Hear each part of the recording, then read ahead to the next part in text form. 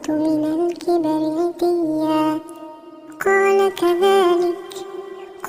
كذلك قال ربك هو علي هين وقد خلقتك من قبل ولم تك شيئا. قال رب اجعل لي آية. قال آيتك ألا تكلم الناس 3 ليال سويا. فخرج على قومه من المحراب فأوحى إليهم أن سبحوا بكرة وعشيا. يا يحيى خذ الكتاب بقوة وآتيناه الحكم صبيا وحنانا من لدنا وزكاة وكان تقيا.